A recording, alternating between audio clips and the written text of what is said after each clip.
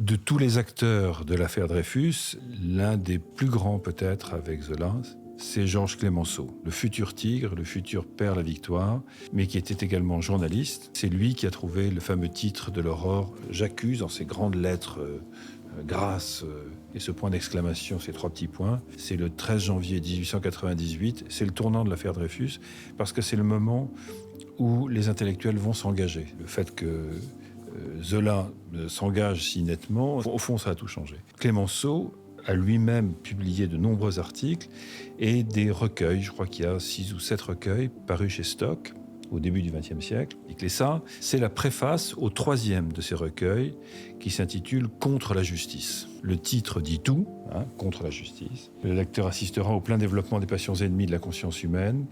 Il verra peuple et gouvernement au point vif de l'effort contre la justice et la loi. J'ose dire que le scandale n'a pas été dépassé, ne le sera pas. Et il y a une critique très violente de l'acceptation de cette injustice par le peuple français. On a trouvé des juges pour acquitter un traître, on a trouvé des juges pour condamner un innocent, on a trouvé des hommes dans un intérêt de secte et de classe pour glorifier le faux, le mensonge et la forfaiture. Et c'est là où le truc est terrible.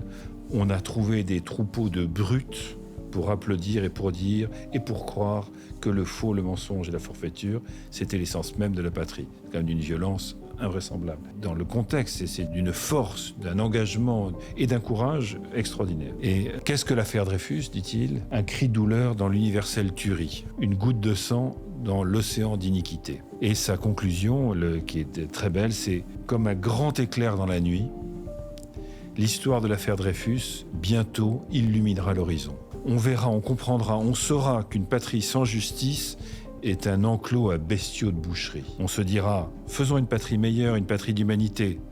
Pour racheter le passé, enlevons un peu du mal présent, préparons un peu de bien à l'avenir. On le dira, on le fera. Et ce jour-là, morts ou vivants, les Dreyfusards auront leur récompense. Et il ne croit pas si bien dire parce que 3 ans après, Zola meurt dans son sommeil, asphyxié dans des circonstances jamais vraiment élucidées. Et là encore, c'est pour essayer de faire taire le camp des Dreyfusards. Et Clemenceau a été un des grands leaders, le Tigre, ce grand homme politique et qui va sauver la France au moment de la Première Guerre mondiale. Il y a un film extraordinaire avec Jean Gabin, le président, qui incarne ce qu'était Clemenceau. C'est difficile de ne pas être à la fois ému et en accord avec ce grand républicain.